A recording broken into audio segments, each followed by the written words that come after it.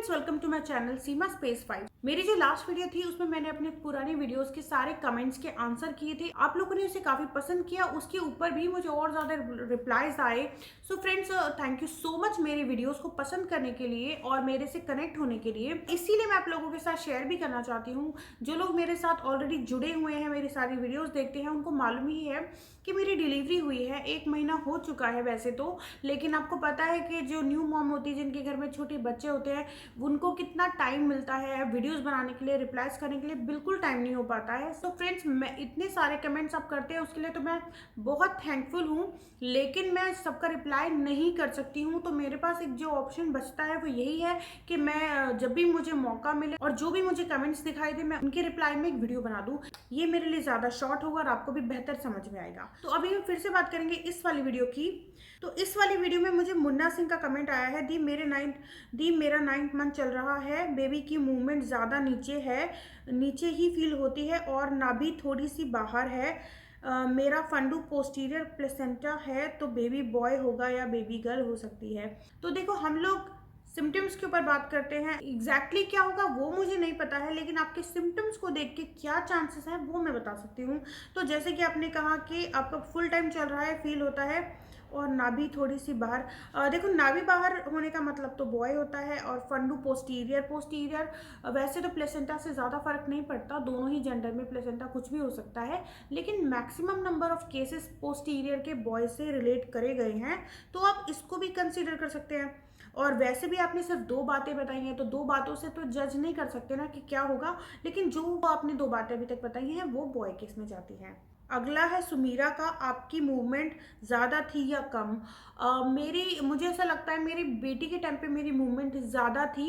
इस बारी में मूवमेंट मेरी नॉर्मल मूवमेंट थी, बहुत ज़्यादा नहीं थी कि मुझे हर वक्त परेशान करे, और कम भी नहीं थी। मेरी ये बॉय वाले केस में मूवमेंट नॉर्मल थी। एक अमजद चौधरी हैं, उनका कमेंट है, मैं लेटी हूँ तो मेरा नाभि के नीचे ही पेट निकला और कड़क लगता है। 10 मार्च को मेरी डिलीवरी हो जाए तो मैं आपको बताऊंगी कि क्या होगा। उनके और बाकी कमेंट्स हैं, सारे कमेंट्स पढ़ के ही आंसर करेंगे।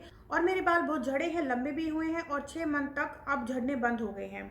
अमजद चौधरी का ही एक और कमेंट है, मेरी 3 बेटी हैं, तीसरी के टाइम पे नाभि बाहर और लाइन टेढ़ी थी, लेकिन अब की बार 6 मंथ चल रहा है, नीचे से लेकर नाभि तक लाइन एकदम सीधी और ब्रेस्ट में बहुत पेन। सोनोग्राफी में प्लेसेंटा इंटीरियर है, FHR 158, मुझे क्या होगा आप बताइए। ओके, तो इन्होंने अभी तक का जो अपना सिनेरियो बताया है कि इनके अभी 6 महीने हो चुके हैं।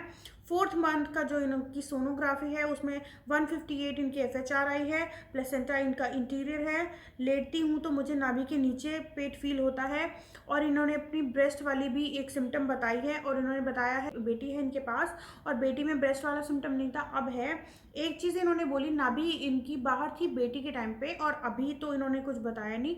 बेटी के टाइम पे इनकी लाइन टेढ़ी थी, नाभि इन्होंने बताया बेटी के टाइम पे बाहर थी। ज़्यादातर नाभि बाहर बॉय के टाइम पे होती है। अदरवाइज जो इन्होंने अब सिम्टम बताए हैं वो मुझे भी लगता है और इनको भी पता होगा कि इनकी बेटी के टाइम से ये वाले सिम्टम बिल्कुल अलग जा रहे हैं, क्योंकि मेरे साथ भी यही हुआ था।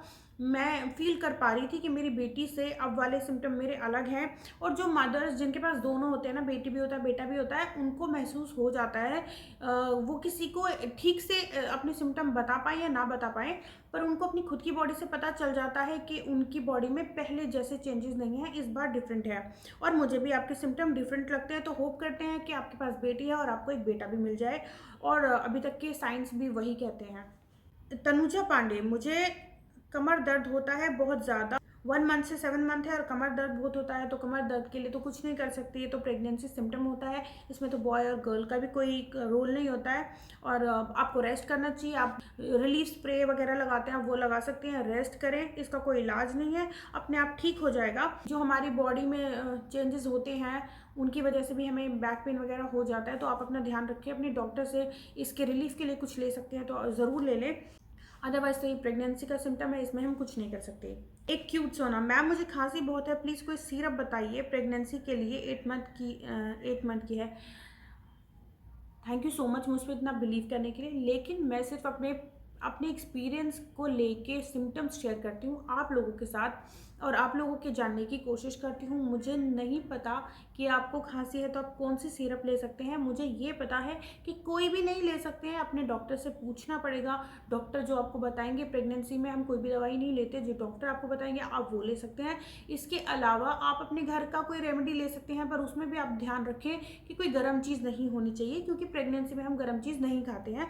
अच्छा तो होगा आप अपने डॉक्टर से ही पूछ के लें। ओके, तो एक अंजलि देवी का कमेंट है, वो मुझे बोल रही हैं, उन्होंने बोला कि मैम आप जो भी बताती हैं सही बताती हैं। उनके भी 2 बेटे हैं और उन्होंने सेम एक्सपीरियंसेस किए हैं जो हम लोग आपस में शेयर करते हैं। और ये बताती हैं कि इनके दोनों बच्चों की हलचल, जो कि बॉयज़ हैं, उनकी छठे महीने में अच्छे से हलचल महसूस होनी शुरू हुई थी।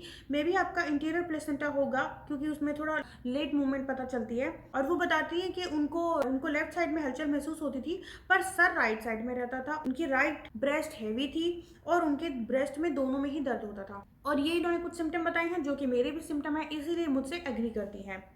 तो एक अकाउंट ब्यूटी के नाम पे उन्होंने लिखा, मैम मुझे बहुत ज़्यादा नोजिया है। बस इन्होंने इतना ही लिखा है। तो मैं एक बात बता देती हूँ, नोजिया के बारे में बोलते हैं, अभी तक सब लोग बोलते हैं कि लड़की के टाइम पे ज़्यादा नोजिया होता है, लेकिन ये मेरे खुद के एक्सपीरियंस से भी मैं बोल रही हूँ। और मैंने आसपास भी ज़्यादा यही देखा है कि लड़कों के टाइम पे, बॉय के टाइम पे नोजिया मैंने अपने आसपास और खुद के केस में भी ज़्यादा देखा है। मुझे भी मेरी बेटी के टाइम पे नोजिया 3 महीने था और बेटे के टाइम पे मुझे 7 महीने तक रहा था। ब्यूटी के अकाउंट से ही मुझे एक और मैसेज है, मैम मैंने भी जब बेबी कंसीव नहीं किया था तो मेरे चेस्ट में बहुत दर्द था। ये सेम चीज़ मेरे साथ भी होती है कि मुझे कंसीव होने से पहले ही, क्योंकि मेरी कैलकुलेशन के हिसाब से कंसीव हुआ था, तो मेरे कंसीव होने से पहले ही मुझे ब्रेस्ट चेंजेस फील हो गए थे, जो कि ये भी बताती हैं। इनका एक और कमेंट है, मेरी पहली बेटी है 5 साल की, उसमें ऐसा कोई भी सिम्टम नहीं था चेस्ट वाला, मेरे साथ भी नहीं था, मेरी भी पहली बेटी है। फिर ब्यूटी यही बोलती हैं, पर इस बार है मुझे भी। So best of luck. उम्मीद करती हूँ आपके सारे सिम्टम मेरे जैसे हैं और आपको एक बेटी के साथ अब एक बेटा भी मिले। तबिन का एक कमेंट है, मैम आपको खुजली आती थी क्या बेबी बॉय के टाइम? ओके, नहीं मुझे बेबी बॉय के टाइम पे या बेबी गर्ल के टाइम पे खुजली नहीं हुई, लेकिन पहली बात तो ये खुजली होना इज़ नॉट सेफ। डॉक्टर बोलते हैं अगर खुजली ज़्यादा हो तो थोड़ा रिस्की हो जाता है, आपके जो हार्मोनल इशू हो जाते हैं, हीमोग्लोबिन कम हो सकता है, तो खुजली होना ज़्यादा खुजली होना इज़ नॉट सेफ, तो आप अपने डॉक्टर को दिखाएं। मैं बहुत ज़्यादा केसेस की बात नहीं कर रही हूँ, पर हाँ मैंने ना एक बार एक केस के बारे में सुना था कि उनको बहुत ज़्यादा खुजली थी, वो खुजली से परेशान रहती थी और उनको बॉय हुआ था। तो ये एक केस मुझे पता है और नहीं पता। बस ये मैंने एक केस सुना था बॉय के बारे में, उनको बहुत खुजली हुई थी।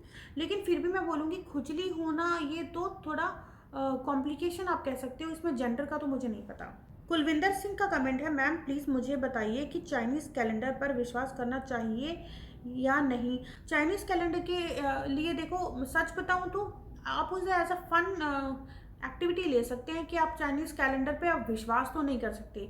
बहुत सारे लोग विश्वास करते हैं जिनका निकल आता है सही, मतलब उन्होंने किया और बाद में वही जेंडर हो गया, तो वो मान लेते हैं इसको सही।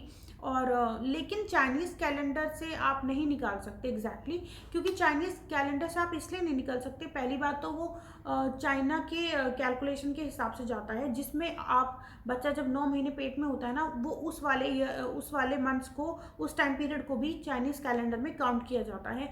तो हम इंडियंस एग्जैक्टली कैलकुलेट नहीं कर पाते उस हिसाब से, तो हम ठीक से निकाल नहीं पाते। ओके, एक तो ये रीज़न है। और दूसरा, चाइनीज़ कैलेंडर पे मैंने जैसे बताया, जिनका हो चुका होता है वो सेम हो जाता है, वो बिलीव करते हैं, जिनका नहीं होता वो बिलीव नहीं करते हैं। सच बताऊं तो मैंने बेटी के टाइम पे जब चाइनीज़ कैलेंडर से निकाला था तो मेरा गर्ल आया था, और सच बताऊं तो मैंने जब बेटे के टाइम पे निकाला था तो मेरा, जैसे मैंने 7-8 अलग अलग साइड से निकाला, अलग अलग साइड से, तो मेरा 4 से 5 बार बॉय आया और 1-2 बार गर्ल आया। तो इस हिसाब से देखा जाए तो प्रेडिक्शन मेरी भी दोनों टाइम पे सही रही है। लेकिन फिर भी मैं बोलूँगी कि सबकी सही इसलिए नहीं रहती कि हमें कैलकुलेट करना ठीक से नहीं आता। रेखा कुमावत का कमेंट है कि आपने जापे में क्या खाया था। मैं बहुत जल्दी इससे रिलेटेड वीडियो लेके आऊँगी, क्योंकि मैं यहाँ पे इतनी जल्दी नहीं बता सकती हूँ। आपको पता है मेरी वीडियोस वैसे भी बहुत लंबी चली जाती हैं, मैं इतना एक्सप्लेन करती हूँ।